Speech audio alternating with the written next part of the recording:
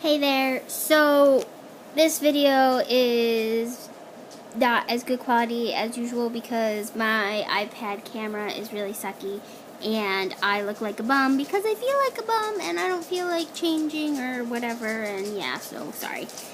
This week's theme was our favorite directors, and I have 3.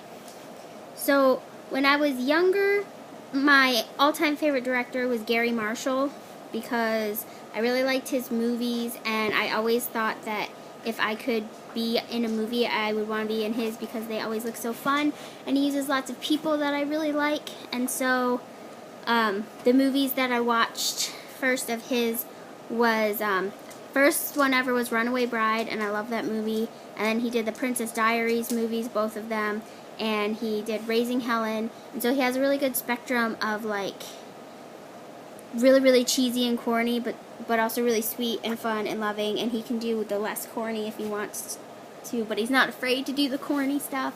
And so I really like him a lot. I actually thought that he did the Santa Claus movies too, because a lot of the people he uses are in them, and it's just very similar to his kind of movie, but he actually did not direct those. I was surprised when I found that out.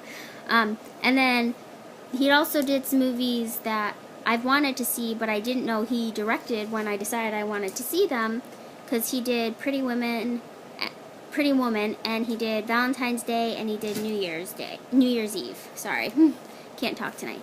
And I wanted to see all of those, and I didn't even know he was the director when I decided that. So kudos to him. Woo! And then second favorite director would be Joss Whedon. I hope you know who he is, because he was not only the director but also the writer and producer of Firefly and its sequel ending video, Serenity, which is one of the coolest movies ever, partly because the fans are the reason that movie exists, which is awesome. So if you don't already watch that stuff, there's a problem and you need to fix it.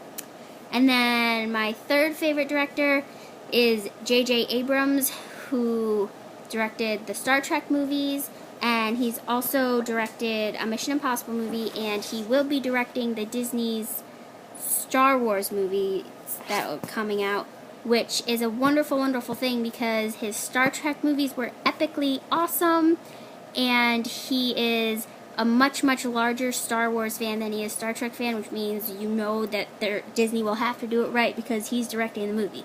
So, thumbs up for him. So those are my 3 favorite directors, and I will see you next time.